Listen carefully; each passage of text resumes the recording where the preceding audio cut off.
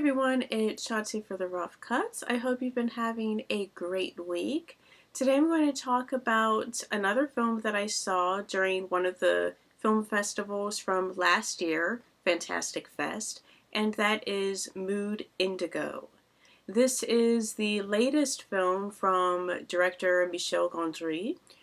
I don't think any of us have ever reviewed his works in the past.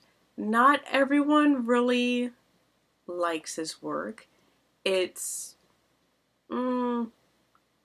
usually kind of absurd, very surreal, and there's always a whole lot going on. This definitely really falls into that vein.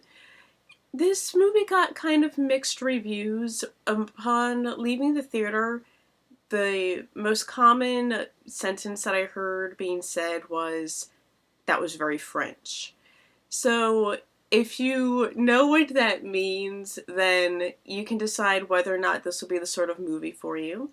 This is based on the book by Boris Vian from, I think it was in the mid-40s when he wrote it, called The Froth of the Daydream, or Froth on the Daydream, or L'écume des jours.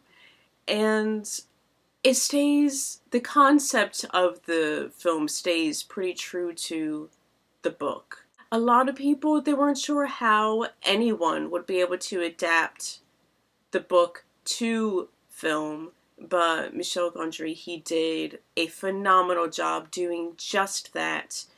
You can't really imagine anyone else doing it.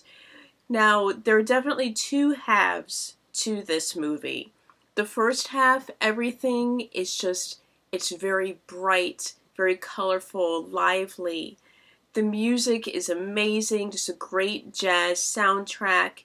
You have your main protagonist that's played by Romain Duris, and he meets Audrey Tautou's character.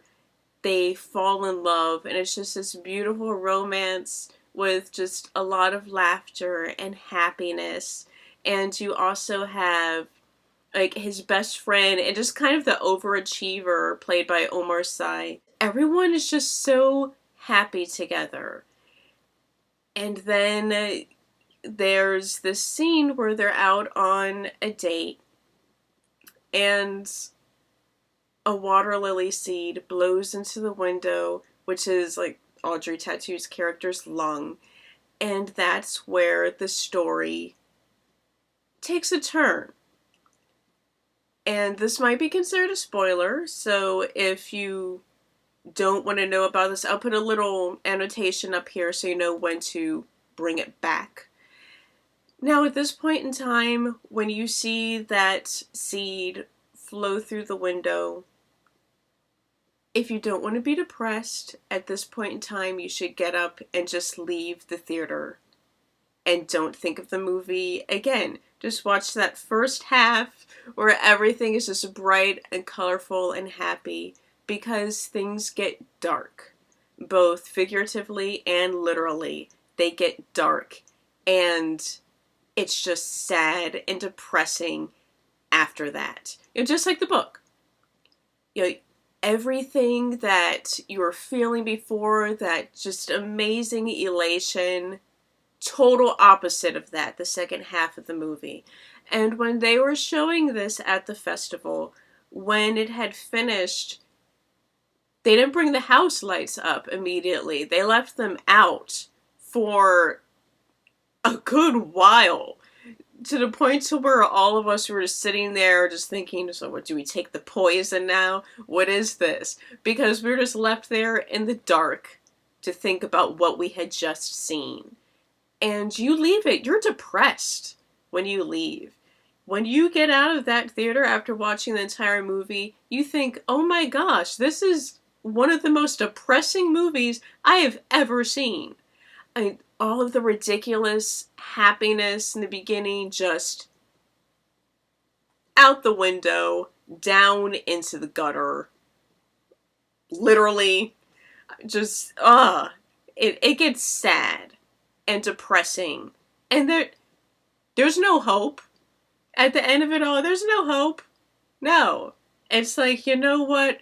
All of the joy and beauty you experience in life, It's gone. It's never coming back. Ever. That's how you leave the theater after watching this entire movie. Now, for some people, okay, we can bring it back again. I'll put the annotation up right now. For some people, they love this because, you know, there's happiness, there's also sadness in life. But you still have that hope. There's no hope in this. There's no hope. No hope.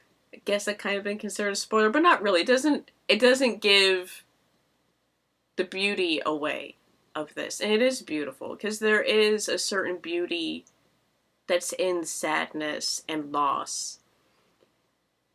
And this really conveys that well. Now, there's a whole lot going on. Plot-wise, not really. Actually, a whole lot of the plot gets lost among all of the visuals that are going on, and the visuals are crazy. They're nuts in this. I'm amazed that they're able to actually do it because I don't think there's any CGI done. This is all done like the old-fashioned claymation and sketches. It's amazing.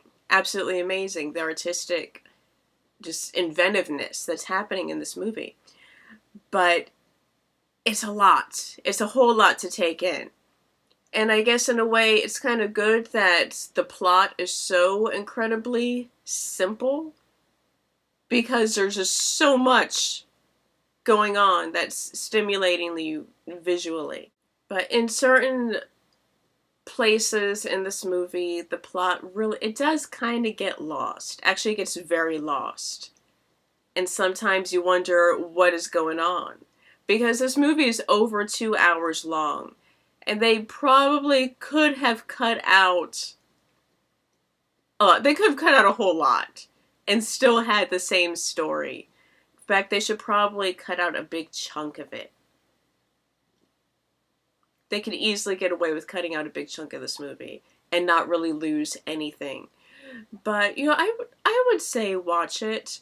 If you're feeling really, really sad, don't watch the second half. When that seed blows through the window, just leave. Because you're going to feel like crap after seeing that. But if you're ready, if you're gung-ho for it, for the entire cycle, actually I guess it isn't really an entire cycle because you never come back to the beginning. There's the end. And that is it. It's the end.